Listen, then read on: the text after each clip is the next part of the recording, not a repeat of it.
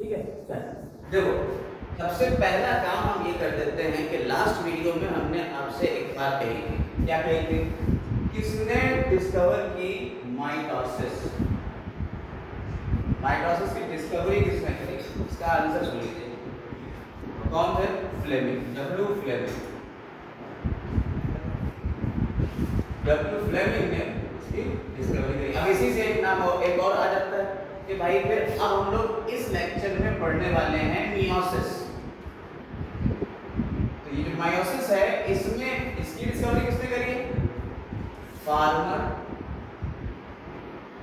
And मूरे। समझे? Farmer and मूरे, इन्होंने इसकी डिस्कवरी करी और इन्होंने इसकी डिस्कवरी करी। ये याद रखिएगा, ठीक है। ये दो टर्म कभी कभी पूछे गए हैं, इसलिए बता दे रहे हैं। हटा दें इसको। अब जरा देखते हैं मियोसिस के बारे में कि मियोसिस क्या होती है। ठीक, मियोसिस जो है ना, ये जो चीज है इसमें बड़ी दिक्कत है।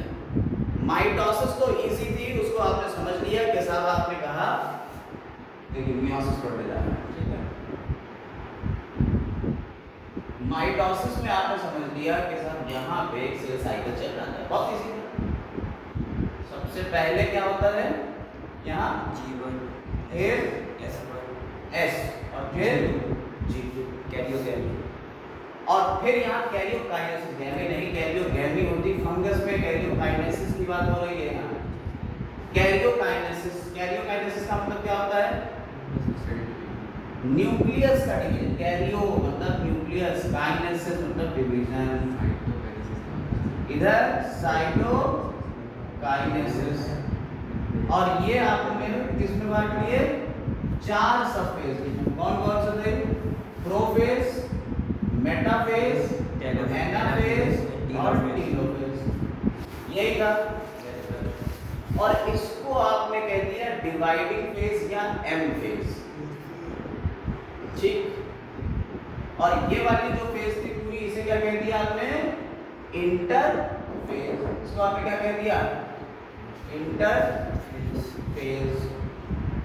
समझ में आई बात या नहीं? ये हो गई आपकी इंटरफेज और ये वाली हो गई एम फेज। क्लियर? क्लियर है? तो अब क्या हो रहा है यहाँ पे? ये तो था माइटोसिस का काम। ये किसमें हो गया था? माइटोसिस। अब जरा थोड़ा सा हमें बताओ, थोड़ा सा तुम्हें बताना पड़ेगा यहाँ पे थोड़ा सा, क्योंकि रिवीजन नहीं होगा तो ये पता नहीं चलेगा कि मियोसिस और माइटोसिस में फर्क क्या है। G1 फेज में क्या हो रहा था? ये मेटाबॉलिकली एक्टिव थी। यहाँ आरएनए और नॉन हिस्टोन प्रोटीन्स बन रहे थे, ठीक है। लेकिन सेल ग्रोथ कर रही थी लेकिन डीएनए रेप्लिकेशन नहीं हो रहा था। एस में डीएनए रेप्लिकेशन होता है, इसलिए इसे सिंथेसिस फेज कहते हैं। यहाँ डीएनए को रेप्लिकेट करते हैं, 1 से 2 हो जाते हैं डीएनए। और साथ ही साथ अगर एनिमल सेल होगी तो क्या होता है? सेंट्रोसोम भी डिवाइड होता है, डिप्लोसोम, 4 सेंट्रियोल्स बन जाते हैं यहाँ, ठीक। G2 फेज में जो कुछ भी बचे हुए प्रोटीन्स होते हैं वो यहाँ बन जाते हैं और आरएनए का जो बचा हुआ पार्ट है वो यहाँ बन जाएगा, ठीक। यहाँ तक की बातें तो आपको क्लियर है। लेकिन एस फेज में हमने आपको एक बात बताई थी, 2C होगा क्रोमोसोम, तो उसका कंटेंट कितना हो जाएगा? 4C, क्योंकि डीएनए रेप्लिकेट कर रहा है, डुप्लीकेट कर रहा है। डीएनए 1 से 2 हो रहा है। क्या क्रोमोसोम बदल रहा है यहाँ पे? क्रोमोसोम अगर 2n है तो 2n ही रहेगा। इस पॉइंट को याद रख लीजिएगा, ठीक। इस पॉइंट को याद रख लीजिएगा क्योंकि यहाँ पे इससे क्वेश्चंस बहुत उठे। और अभी जब हम लोग इसके प्रैक्टिस सेशन लेके आएंगे, क्वेश्चन जब सॉल्व करेंगे, वहां इससे रिलेटेड कम से कम 4 से 5 क्वेश्चन हम ऐसे कराएंगे जिसमें आपके दिमाग घूम जाएगा। आप सब यहाँ पे क्वेश्चन क्या देगा कि क्रोमोसोम के नंबर यहाँ बदल रहे हैं कि नहीं बदल रहे हैं, यहाँ बदल रहे हैं कि नहीं बदल रहे हैं, यहाँ बदल रहे हैं कि नहीं, उससे रिलेटेड क्वेश्चंस देंगे हम। तो वहां पे थोड़ा टिपिकल हो जाएगा आपको सॉल्व करना, तो उसको हम सॉल्व कराएंगे बाद में क्वेश्चन सेशन में। लेकिन फिलहाल अभी इसकी थ्योरी देंगे। तो यहाँ तक तो आपका मियोसिस हो या माइटोसिस हो एक ही रहता है, यानी इंटरफेज दोनों में सेम, ठीक। लेकिन अगर ये एम फेज कौन सी है, मायोसिस या मियोसिस वाली है, तो इसमें एम फेज को फर्दर बांट दिया जाता है, मियोसिस फर्स्ट और मियोसिस सेकेंड, ये बड़ी बात। और मियोसिस फर्स्ट में आपको पता है बिल्कुल माइटोसिस में जैसे होते थे, माइटोसिस में 4 फेज हो गई, माइटोसिस में सेल डिवीजन की 4 फेज हो गई, न्यूक्लियस डिवीजन की। कौन कौन सी? प्रोफेज, मेटाफेज, एनाफेज और टीलोफेज। यही तो थी, ये तो थी। यहाँ पे भी प्रोफेज, मेटाफेज, एनाफेज और टीलोफेज है। हम पूरा नहीं लिख रहे हैं, प्रोफेज, मेटाफेज, एनाफेज और टीलोफेज, लेकिन उसमें हम क्या कहते हैं कि फर्स्ट,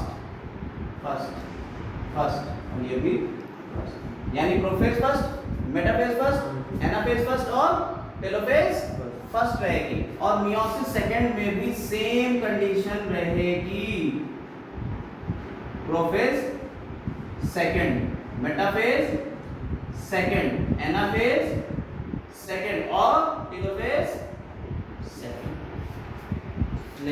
यानी यहाँ पे इंटरफेज के बाद डिवीजन 2 बार, कितनी बार होगा? 2 बार डिवीजन होगा। पहले मियोसिस फर्स्ट होगा, इसके बाद मियोसिस सेकंड होगा। यानी मियोसिस फर्स्ट की prophase first, metaphase first, anaphase first, telophase first पूरी हो जाएगी, उसके बाद थोड़ी देर में रुकेगा, अब फिर शुरू करेगा prophase second, metaphase second, anaphase second और टेलोफेज सेकंड। नहीं समझे? इस बात को समझ में आई? लेकिन इसके बीच जो टाइम पीरियड होगा उसे कह देंगे इंटरकाइनेसिस। मियोसिस फर्स्ट और मियोसिस सेकंड के बीच जो टाइम पीरियड बचेगा उसे क्या कह देंगे बेटा? इंटरकाइनेसिस। ये पॉइंट समझ में आ गया? इंटरकाइनेसिस क्या है? इन दोनों के बीच का पीरियड। डीएनए रेप्लिकेट कितनी बार करेगा? सिर्फ और सिर्फ एक बार। डीएनए रेप्लिकेशन यहाँ इंटरफेज में होगा। इंटरकाइनेसिस में कुछ नहीं होगा, ये बहुत शॉर्ट पीरियड है, यानी कि पहले सेल डिवाइड करेगी और डिवीजन कैसे होगा जरा देखिएगा, समझिएगा, इस बात को ध्यान से समझिएगा। मियोसिस में थोड़ा सा लफड़ा है। क्या लफड़ा है? सेल एक थी, इसने इंटरफेज में तैयारी करी, लड़की ने पूरी तैयारी कर ली शादी की, 95% काम पूरा हो गया। इसके बाद डिवाइड हुई और डिवाइड होके 1 से 2 सेल में ये बदल गई, पूरी मियोसिस फर्स्ट कंप्लीट हो गई। वही प्रोफेज, मेटाफेज, एनाफेज, टेलोफेज और साइटोकाइनेसिस होते हुए। ठीक, समझ में आएगा? उसके बाद क्या होता है? फर्दर यहाँ फिर से डिवीजन शुरू होता है, इन दोनों का अपना अपना, यानी ये मियोसिस सेकंड में चली जाएगी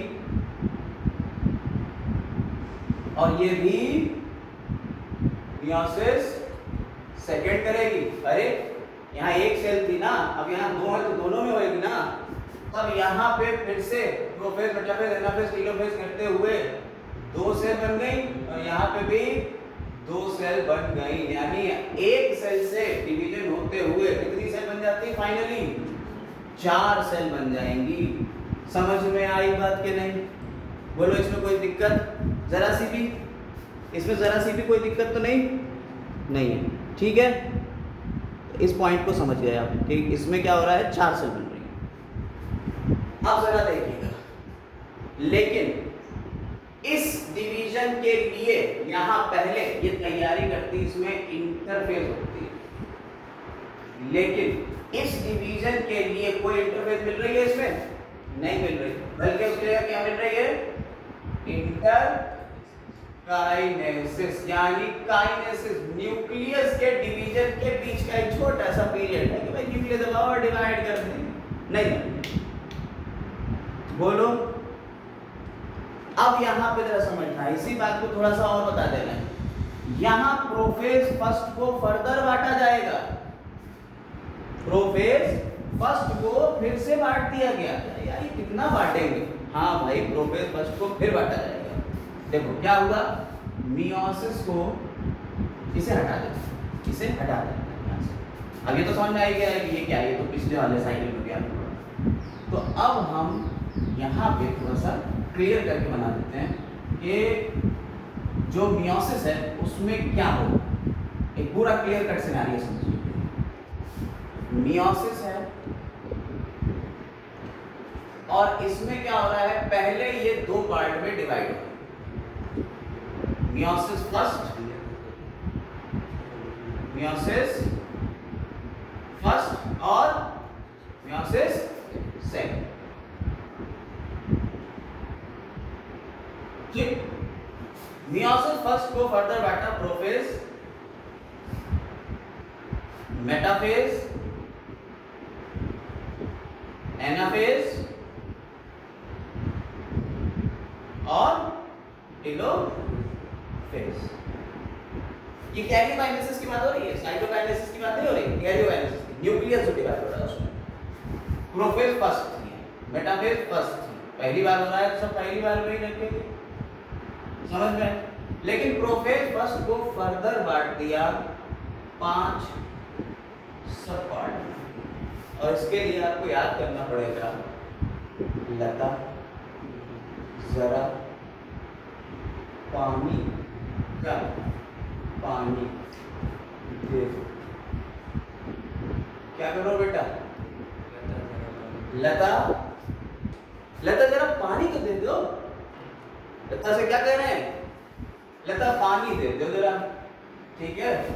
तो लता जरा पानी दे दो। लैक्टोटीन, जाइगोटीन, पैकिटीन, डिफ्लोटीन और डाइकाइनेसिस। तो लता से जब पानी मांगा तो ये 5 सब फेजेस आपको मिल गई, लैक्टोटीन, जाइगोटीन, पैकिटीन, डिफ्लोटीन, डाइकाइनेसिस। बोलो कोई दिक्कत? सीक्वेंस भी याद हो गया बड़ा इजीली, बहुत इजीली सीक्वेंस भी याद हो गया कि यार ये तो बड़ा इजी हो गया। तो प्रोफेज फर्स्ट को फर्दर इन 5 सब फेजेस में बांट दिया गया। अब हमें लोगों को कुछ ज्यादा नहीं पढ़ना है इसमें, ये 5 सब फेजेस पढ़ना है बस। क्या पढ़ना है? बस ये 5 सब फेजेस। इसके बाद जो कुछ भी होगा वो माइटोसिस के जैसे ही होगा, बस यहाँ की मेटाफेज थोड़ी सी अलग है, बस थोड़ी सी, बाकी सब कुछ एक सही है। तो अब इसके बाद क्या होगा, जब टेलोफेज हो जाएगी तब इसके बाद यहाँ से फिर नई शुरू होगी मियोसिस सेकंड, जिसे फर्दर प्रोफेज सेकंड, मियोसिस का पार्ट है तो prophase second, metaphase second, anaphase second और टेलोफेज सेकंड। इसमें कुछ नहीं आने वाला, इसमें कुछ नहीं होने वाला, बिल्कुल वैसे ही होगा जैसे माइटोसिस होती है, बिल्कुल जैसे माइटोसिस पढ़ी थी पिछले लेक्चर में, वैसे ही होगा, बिल्कुल वैसे ही। ये चीजें बिल्कुल वैसे, बस जो बदलेगा इस बारे में बदलेगा। बताओ मैं ज्यादा टफ है क्या? मियोसिस फर्स्ट पढ़ना है, बस हमारा काम क्या, मियोसिस फर्स्ट पढ़ना, बाकी सब कुछ वही। ठीक, अब इसमें होता क्या है, एक एक पॉइंट को, सिनेरियो को हम धीरे धीरे समझा देते हैं, ठीक है। देख अब शुरू से एक एक पॉइंट को हम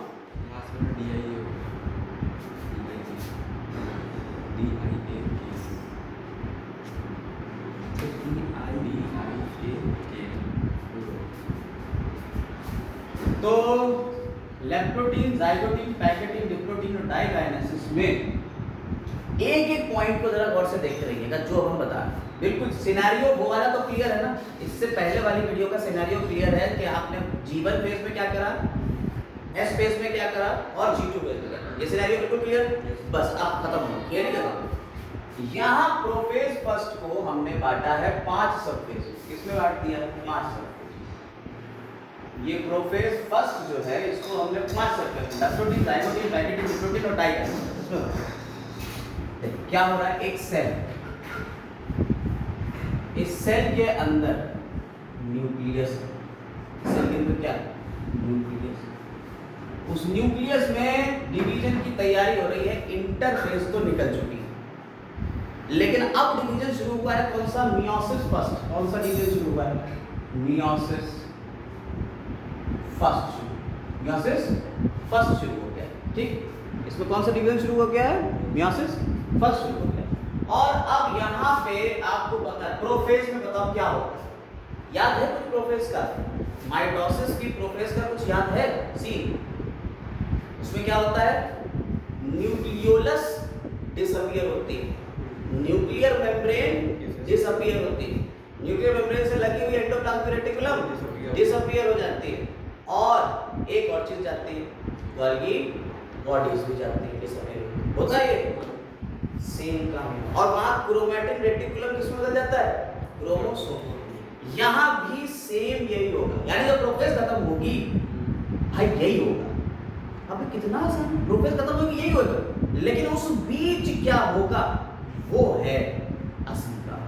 उस बीच इतना काम हो जाएगा, लता पानी दे देगी, समझ में आएगा। देखो यहाँ जो क्रोमैटिन, वो सारी चीजें हम बाद में डिस्कस करेंगे, न्यूक्लियोलस का क्या हो रहा है, न्यूक्लियर मेम्ब्रेन का। हाँ अंदर आ है क्रोमैटिन रेटिकुलम। ये जो क्रोमैटिन रेटिकुलम है ना, देखिए इससे पहले की वीडियो देखना बहुत जरूरी हो गया आपके लिए, अगर उसको आपने नहीं समझा है तो नहीं समझ आएगा। उसमें बहुत सारे राज छुपे हुए हैं इधर के, क्योंकि हमने ज्यादातर चीजें उधर ही कंपाइल करने की कोशिश करी। ये कंडेंस होते हैं, क्रोमोसोम बनाते हैं, ठीक। तो लैप्टोटीन में सबसे पहले यहाँ ये कंडेंस होके क्रोमोसोम के स्ट्रक्चर्स बनाएंगे। ये किसमें बदल जाएंगे, क्रोमोसोम। चलो आपने कह दिया बहुत अच्छी बात है साहब, ये क्रोमोसोम बना ले रहा, हमने भी इसको लिख दिया और बना देते हैं क्रोमोसोम भी यहाँ पे, है ना। ये क्रोमोसोम ए, ये क्रोमोसोम बस अब फर्क देखना यही, यहाँ क्रोमोसोम तो बन गए लैप्टोटीन, ठीक। इसे बुके स्टेज भी कहते हैं। क्या स्टेज कह देते हैं इसे, बुके स्टेज।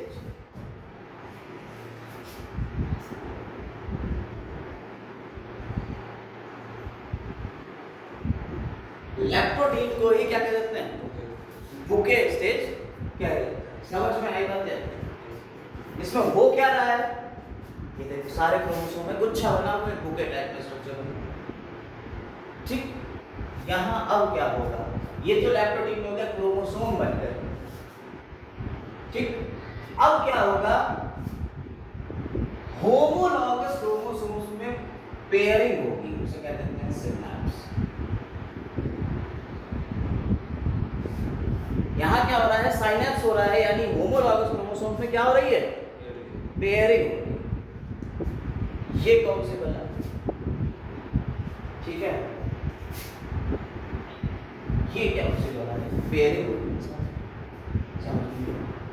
पहले तो ये समझें होमोलॉगस क्रोमोसोम क्या,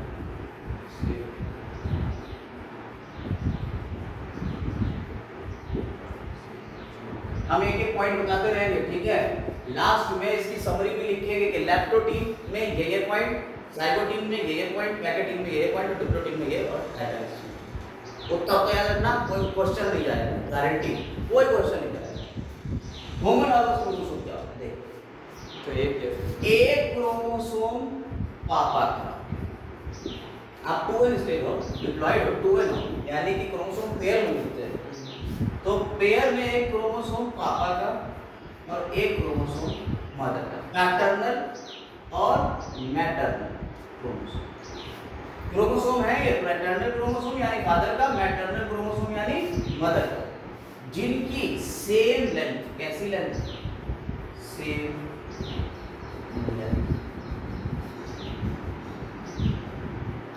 same gene position, same gene position. अगर इसके ऊपर मान लो कि तुम्हारी स्किन कलर का जीन था, स्किन कलर, क्रोमोसोम के ऊपर जीन होते हैं, तो तुम्हारी स्किन कलर का जीन अगर पिताजी पे यहाँ था, माताजी वाले पे भी यही होगा, तो सेम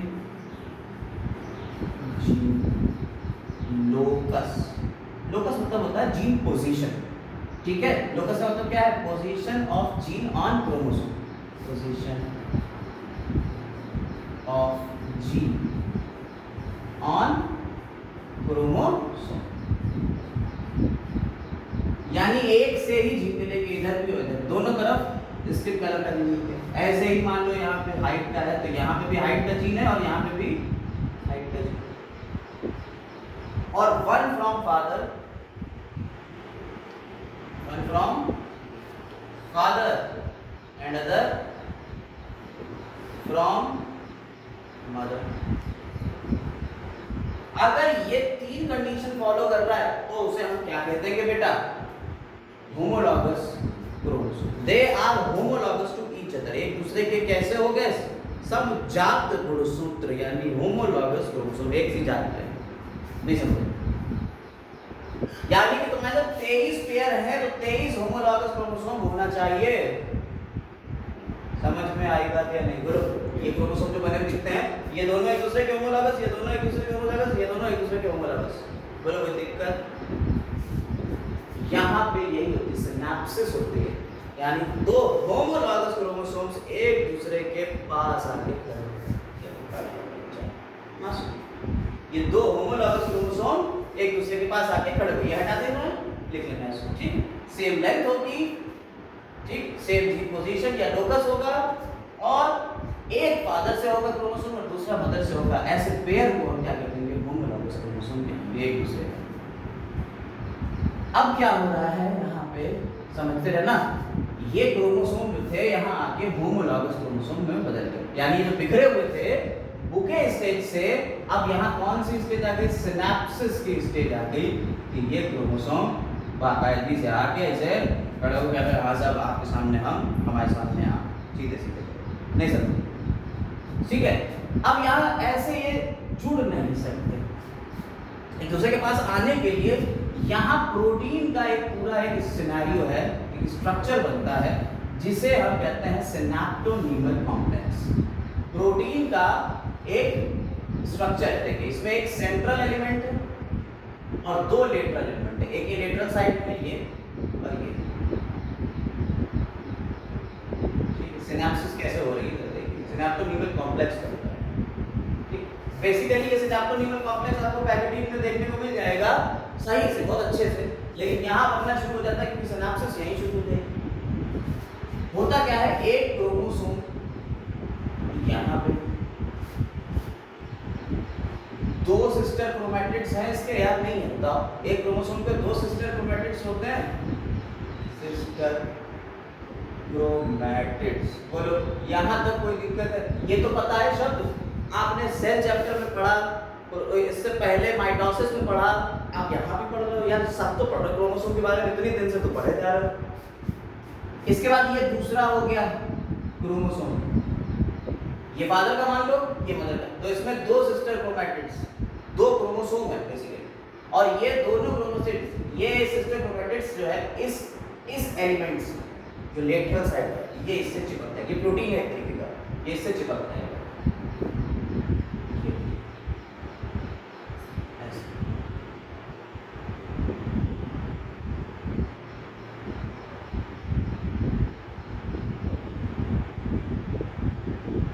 समझे? ऐसे ही इधर भी सेम,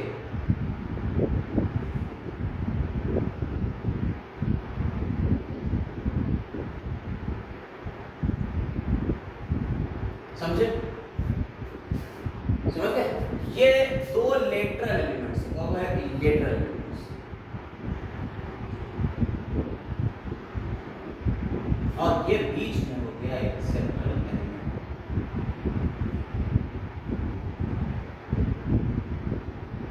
ठीक, ये सब, और ये दोनों मिलके लेटरल और सेंट्रल एलिमेंट इस पूरे स्ट्रक्चर क्या कहते हैं, सिनैप्टोनीमल कॉम्प्लेक्स। सिनैप्टोनीमल कॉम्प्लेक्स, ठीक, दोनों को मिला के क्या कहते हैं, सिनैप्टोनीमल कॉम्प्लेक्स कहते हैं। ये दो क्रोमैटिड्स एक दूसरे के पास, तो ये दो क्रोमोसोम एक दूसरे के साथ चिपके हुए हैं, इसे कहते हैं बाइवैलेंट स्टेज। बाइवैलेंट हो नहीं समझ में, या इसी को हम कह देते हैं टेट्राड। इसी को हम क्या कह देते हैं, टेट्राड। देखो चार नहीं दिख रहा, चार सिस्टर क्रोमैटिड्स के बेसिस पे कहेंगे तो टेट्राड। पैकेटिंग में ये टेट्राड बिल्कुल साफ आपको देखने को मिलेगा, और जहां पे ये सिनैप्टोनीमल कॉम्प्लेक्स बन रहा है, एक दूसरे से जुड़ रहे हैं, यहाँ अब होने वाला है क्रॉसिंग ओवर। क्या होने वाला है, क्रॉसिंग ओवर। तो यहाँ पे क्रॉसिंग ओवर होगा। देखिए ये दो स्टेजेस आपने देख ली, लैप्टोटीन देख ली, जाइगोटीन देख ली कि सिनैप्सिस हो रही है, बाइवैलेंट बन गया है यहाँ तक, ठीक, दिखेगा बहुत क्लियर इसमें, लेकिन बन गया है किसमें, बन गया इसमें, दिखेगा इसमें, क्योंकि अब यहाँ पैकेट में क्या होने वाली, क्रॉसिंग ओवर। यहाँ आपके क्रॉसिंग ओवर होगी, रिकॉम्बिनेशन होगा, क्रॉसिंग ओवर या रिकॉम्बिनेशन होगा क्या जरा समझिए। लास्ट में हम आपके समरी लिख देंगे कि लैक्टिक में ये हुआ, पैकेटिक में ये हुआ, डायोटिक में ये हुआ, ऐसे करके पूरा लिख देंगे। एक क्रोमोसोम का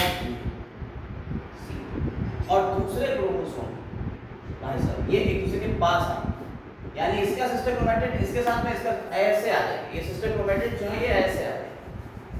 देखो गौर से देखना, ये क्रोमोसोम थे आसपास, इनके सिस्टर क्रोमैटिड्स ऐसे ऊपर और नीचे ऐसे एक दूसरे से जाके क्रॉस कर ले, क्रॉसिंग ओवर हो गई, यानी इधर से सिस्टर क्रोमैटिड्स नहीं समझे। ये क्रोमोसोम मान लो ये मैटरनल था, ये पैटर्नल था और ये मैटरनल था, हमने बताया था ये फादर का ये मदर का, तो दोनों के सिस्टर क्रोमैटिड्स यहाँ पे आके एक दूसरे से क्रॉस करें, सिनेप्टोन्यूक्लियर कॉम्प्लेक्स के बीच में टूट ही गया होगा, तभी तो ये इधर आए और ये इधर आए। यहाँ आके सिनेप्टोन्यूक्लियर कॉम्प्लेक्स पूरा बचा हुआ है बीच में, लेकिन इधर उधर ये क्रॉसिंग ओवर हो गया। इधर का पार्ट देखो, ये वाला जो क्रोमोसोम है, ये वाला इसको हम दो कलर से दिखाते हैं, अलग अलग तो ज्यादा बेहतर नजर आएगा।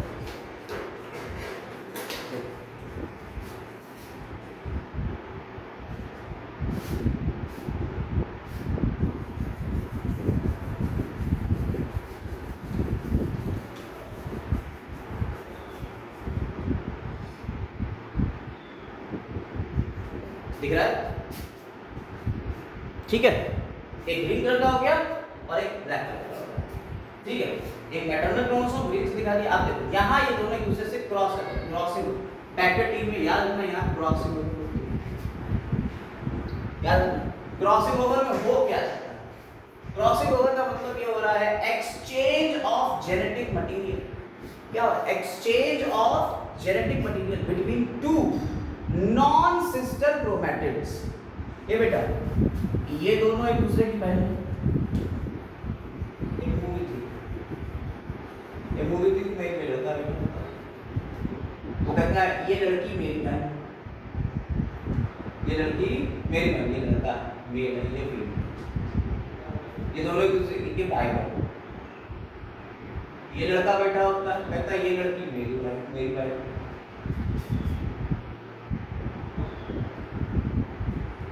कहता ये तो मेरी नहीं है ना बहन और ना ये मेरी है। समझ में आई बात है नहीं? तो यही हो रहा है, नॉन सिस्टर, ये इसकी नॉन सिस्टर, ये इसकी नॉन सिस्टर। बोलो बेटा कोई दिक्कत? बिल्कुल वैसे ही यहाँ पे है कि ये दोनों तो एक दूसरे की बहनें हैं, सिस्टर क्रोमैटिड्स, और ये दोनों एक दूसरे की सिस्टर क्रोमैटिड्स, लेकिन ये दोनों एक दूसरे के क्या है? एक दूसरे के क्या है? Non sister chromatids. तो क्रॉसिंग ओवर का मतलब क्या हुआ? क्रॉसिंग ओवर का मतलब हुआ एक्सचेंज ऑफ जेनेटिक मटेरियल। किसका? जेनेटिक मटेरियल का एक्सचेंज होना between two non sister chromatids of homologous chromosome. किसी एक होमोलॉगस क्रोमोसोम की दो नॉन सिस्टर क्रोमैटिड्स के बीच में एक्सचेंज हो जाएगा जेनेटिक मटेरियल। बोलो कोई दिक्कत इसमें? तो अब क्या होगा, यहाँ वाला क्रोमोसोम का इतना पार्ट टूट के इसके साथ जुड़ जाएगा और इतना पार्ट टूट के इसके साथ जुड़ जाएगा। यहाँ सीन ये हो जाएगा, देखो यहाँ ये सीन हो जाएगा, ऐसे ही इधर हो जाएगा। समझ में आई बात है नहीं? एक्सचेंज हो गया, इसे क्या कहते हैं? Crossing over. क्रॉसिंग ओवर बेटा, क्रॉसिंग ओवर या जब जेनेटिक मटेरियल एक दूसरे से एक्सचेंज हुए तो रिकॉम्बाइन हुए ना, क्या हुआ? रिकॉम्बाइन, तो रिकॉम्बिनेशन, रिकॉम्बिनेशन। और अगर रिकॉम्बिनेशन हो रहा है या क्रॉसिंग ओवर हो रहा है, क्रॉसिंग ओवर या रिकॉम्बिनेशन एक ही चीज है, तो ये जिस जगह पे होगा उसे कहते हैं recombination, recombination nodule, recombination nodule. समझ में आया रिकॉम्बिनेशन नोड्यूल क्या है? यहाँ पे ये तुम्हारा जो सिनेरियो है ये है रिकॉम्बिनेशन नोड्यूल, और जो एंजाइम लग रहा होगा यहाँ पे रिकॉम्बिनेशन के लिए जो एंजाइम लग रहा होगा उस एंजाइम क्या कहते हैं? रिकॉम्बिनेज। उस एंजाइम को क्या कहते हैं? रिकॉम्बिनेज। ये सब किसमें हुआ? पैकेट। ये बहुत लंबी होती है, ये इन दोनों से तो लंबी होती है पैकेटीन, हैप्लोटीन और जाइगोटीन से तो लंबी हो गई, इतना लंबा काम हो रहा है। अब क्या हो रहा है? अब ये धीरे धीरे धीरे धीरे क्रोमोसोम कह रहा है अब भाई हम जा रहे हैं, तो जा रहा है तो यहाँ क्या होगा? इधर वाला टूट के इधर, इधर वाला टूट के इधर, एक पॉइंट पे यहाँ ऐसे करके चिपके रह जाएगी। और जब ये ऐसे करके चिपके तो देखो कौन सा स्ट्रक्चर बना, ये कौन सा स्ट्रक्चर? ऐसे, एक इधर ऐसे हो गया, इधर ऐसे हो गया, तो ये कैसा स्ट्रक्चर है? एक्स स्ट्रक्चर नहीं हो गया, एक्स शेप स्ट्रक्चर नहीं हो गया। और ये पॉइंट ऑफ अटैचमेंट, इस पॉइंट ऑफ अटैचमेंट को क्या कह रहे हैं? यहाँ पे जो पॉइंट ऑफ अटैचमेंट रहेगा, देखो ये एक्स शेप स्ट्रक्चर है, और यहाँ जो पॉइंट ऑफ अटैचमेंट रहेगा उसको कहते हैं कियास्माटा। कियास्माटा, और ये कियास्माटा जो है ना, ये डिप्लोटीन का कैरेक्टरिस्टिक फीचर है। कियास्माटा किसका कैरेक्टरिस्टिक फीचर है? डिप्लोटीन। जहां आपको कियास्माटा दिखेगा डिप्लोटीन लगाना, खत्म। किसका कह रहा है? कियास्माटा काम लेता है डिप्लोटीन, खत्म, सीधा आंसर। कियास्माटा समझ में आ गया? Yes sir. कियास्माटा क्या है? ये एक्स शेप स्ट्रक्चर है जहां पे जस्ट चिपके हुए हैं कौन? सिस्टर क्रोमैटिड्स एक दूसरे से। ये एक्स शेप स्ट्रक्चर क्या कह रहा है? कियास्माटा कह रहा है। और यहां सिनेप्टोनिकल कॉम्प्लेक्स पूरी तरह से डिसइंटीग्रेट हो गया, खत्म हो गया। अब क्या होगा? डाइकाइनेसिस। कियास्माटा का क्या होगा? धीरे धीरे कियास्माटा भी खत्म हो जाएगा, एक दूसरे से पूरी तरह से अलग हो जाएंगे। तो डाइकाइनेसिस में क्या हो रहा है? Terminalisation, terminalisation. डाइकाइनेसिस में क्या हो रहा है बेटा? टर्मिनलाइजेशन हो रहा है। कोई दिक्कत? कोई भी दिक्कत इसमें जरा सी भी नहीं। तो यहाँ आपका टर्मिनलाइजेशन हो गया, कियास्माटा का टर्मिनलाइजेशन हो गया। तो अब जरा देखिएगा, अब एक सिनेरियो सीधा सीधा समझिए। हमने हर एक पॉइंट को धीरे धीरे धीरे धीरे पूरा कंपाइल कर दिया। अब प्रोफेज फर्स्ट ये पूरी खत्म हो गई, प्रोफेज फर्स्ट ये पूरी खत्म हो गई। होमोलॉगस क्रोमोसोम समझ गए? तो सबसे पहले क्या हुआ? लैप्टोटीन में क्या हुआ बेटा? लैप्टोटीन में हुआ ये कि आपके क्रोमोसोम्स बन गए।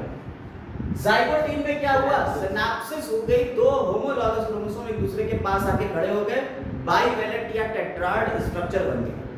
पैकेटीन में क्या हुआ? क्रॉसिंग ओवर हुआ। पैकेटीन में क्या हो गया बेटा? क्रॉसिंग ओवर हो गया, एक्सचेंज ऑफ जेनेटिक मटेरियल हो गया, दोनों चीजें एक दूसरे से एक्सचेंज करके रिकंबाइन कर दी। इसके बाद क्या होता है? पैकेटीन के बाद डिप्लोटीन आती है। यहाँ क्या होता है? जब वो एक दूसरे से एक्सचेंज हो गया तो अब ये हटेंगे, और जब हट रहे तो एक पॉइंट पे अटैच रह जाते हैं, उस पॉइंट को कहते हैं कियास्माटा। उसे क्या कहते हैं? कियास्माटा कहते हैं। तो वहां पे क्या हो गया? कियास्माटा फॉर्मेशन हो गया।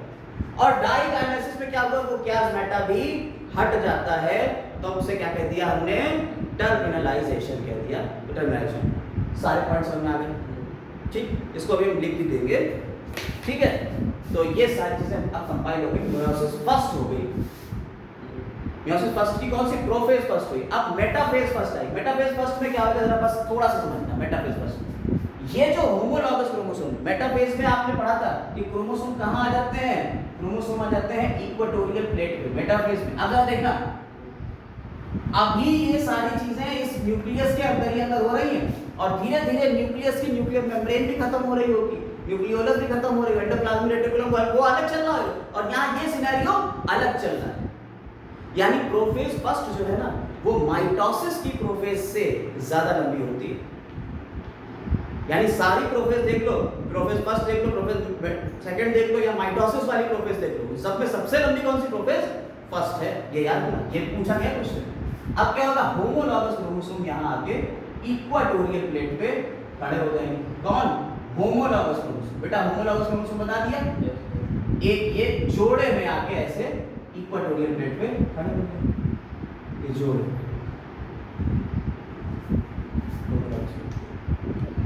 ये मेटाफेज आ गई, इक्वेटोरियल प्लेट पे आ गए।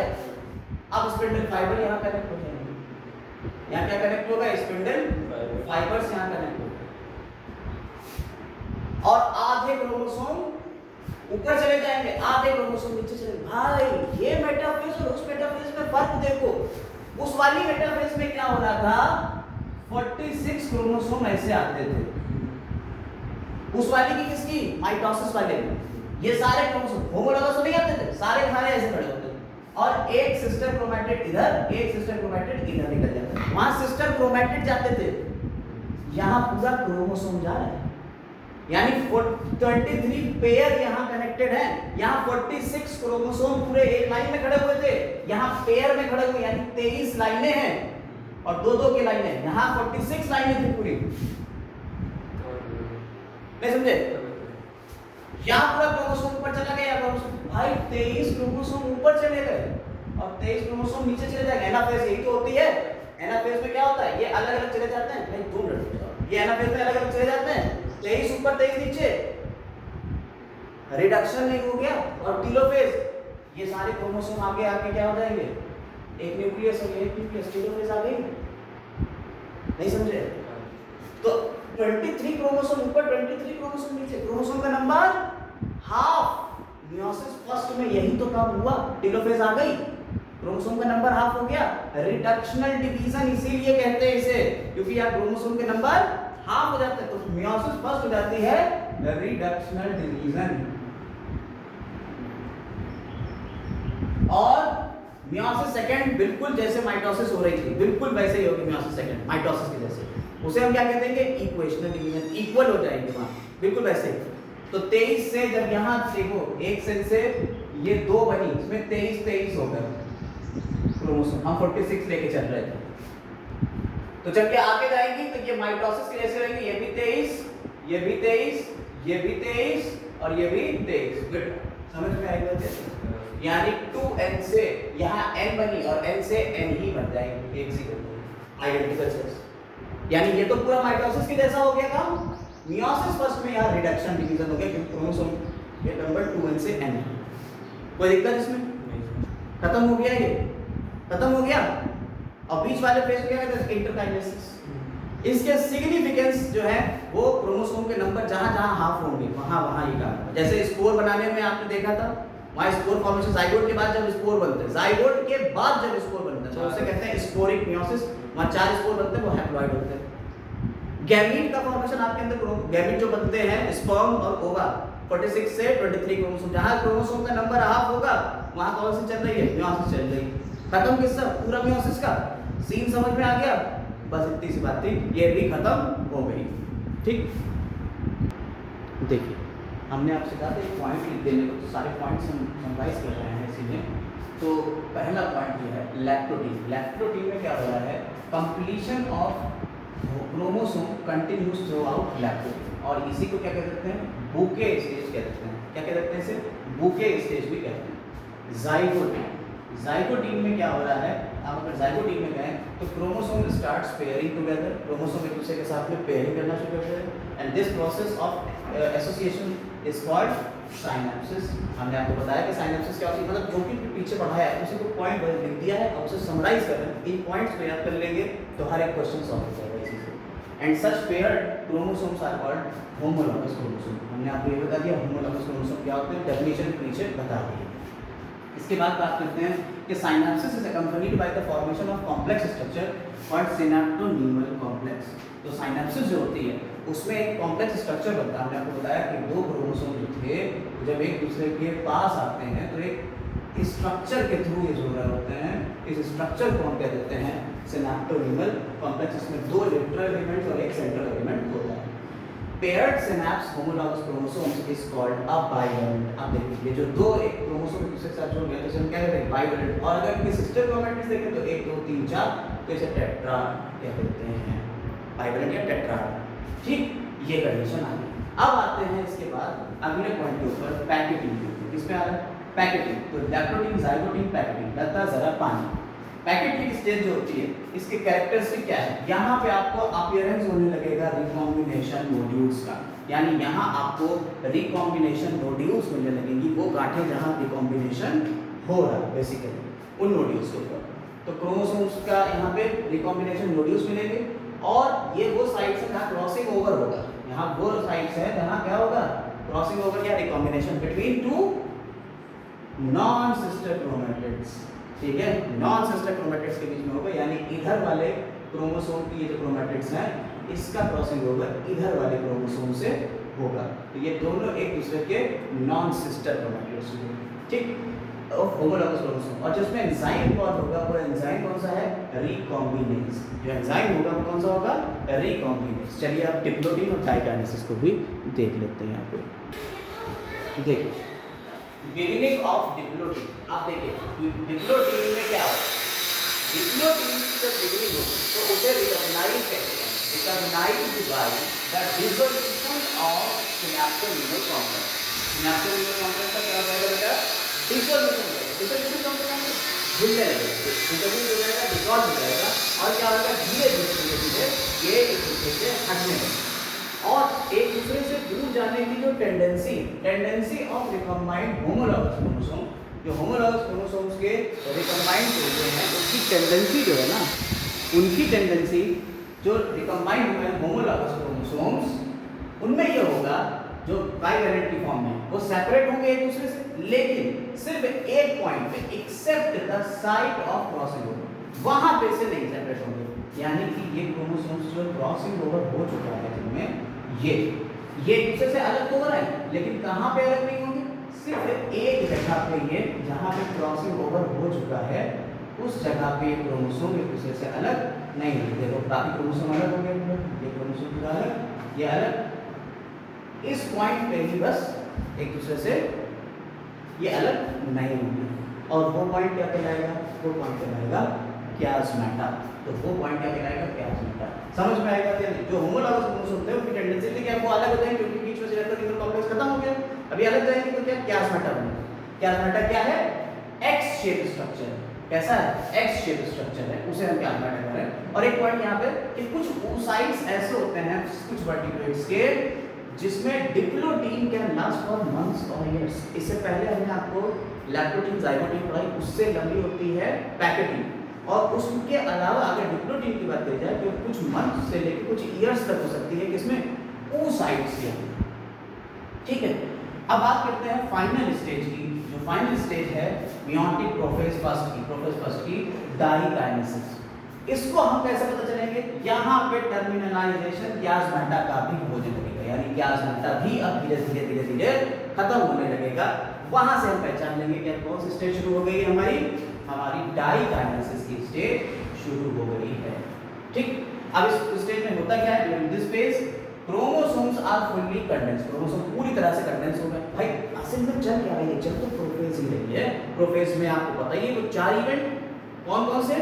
Nucleolus disappear, nuclear membrane disappear, endoplasmic reticulum disappear, Golgi body disappear. ये तो होना ही होना है। और क्रोमैटिन मटेरियल किसमें बदल जाएगा? फाइनली क्रोमोसोम में बदल जाएगा।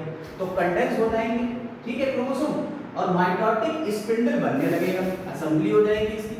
और होमोलॉगस क्रोमोसोम्स जो हैं उनका सेपरेशन यहीं से अब शुरू होने वाला है, यानी कि अब यहाँ मेटाफेज आने वाली है। यहाँ जो है माइटोटिक स्पिंडल आ गई है तो प्रोफेज खत्म होती है। प्रोफेज यहाँ से खत्म हो गई, प्रोफेज फर्स्ट। अब क्या होगा? प्रोफेज फर्स्ट जब खत्म हो गई तो इसके अलावा न्यूक्लियर मेम्ब्रेन भी चली जाएगी, न्यूक्लियर मेम्ब्रेन भी डिसअपियर हो जाएगी, साथ ही साथ न्यूक्लियोलस ये भी डिसअपियर हो जाएगी, एंडोप्लाज्मिक रेटिकुलम गोल्गी बॉडी भी डिसअपियर हो जाएगी। अब क्या बची? मेटाफेज। मेटाफेज अभी हमने आपको पीछे ही बता दिया है, ये तो सिर्फ पॉइंट्स थे जो आपको डिस्कस करना था। मेटाफेज हम आपको पीछे ही बता के आए हैं कि मेटाफेज में होता है। तो एक बार फिर से जरा सा देख लेते हैं, बस उसके बाद वीडियो खत्म करते हैं। मेटाफेज में क्या होगा? आपके जो होमोलॉगस क्रोमोसोम्स थे, अब तो सारी चीजें खत्म हो गई, साइटोप्लाज्म में सब कुछ मिल रहा, तो होमोलॉगस क्रोमोसोम एक यहाँ, एक यहाँ, एक यहाँ, एक यहाँ, ऐसे करके 23, अगर आपके अंदर की बात करी जाए 46 पेयर है तो 23। ये स्पिंडल फाइबर काइनेटोकोर से स्पिंडल फाइबर में जुड़ जाएगा, काइनेटोकोर से स्पिंडल फाइबर यहाँ जुड़ जाएगा। और मेटाफेज से क्या आ जाएगी? फिर ये काइनेटोकोर से जैसे स्पिंडल फाइबर जुड़ जाएंगे तो ये एक दूसरे से अलग होंगे। जब अलग होंगे तब क्या होगा? ये क्रोमोसोम जब एक दूसरे से अलग होंगे तो कौन सी स्टेज आएगी?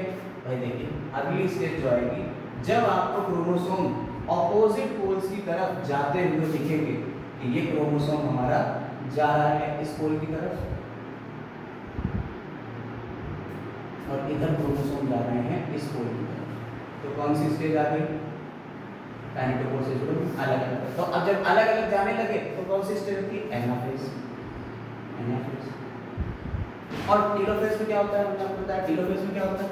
एनाफेज के बाद जो टेलोफेज आएगी उस फेज में क्या हो जाएगा? उस फेज में कुछ भी ज्यादा नहीं होता है, जो कुछ भी प्रोफेज फर्स्ट में गया हुआ था वो सारी चीजें प्रोफेज फर्स्ट की सारी चीजें वापस आ जाएंगी इसमें, यानी कि 2 न्यूक्लियस बन चुके होंगे। ठीक है, न्यूक्लियर मेम्ब्रेन बन गई, ये क्रोमोसोम का फॉर्मेशन होगा तो किससे, क्रोमैटिन रेटिकुलम से।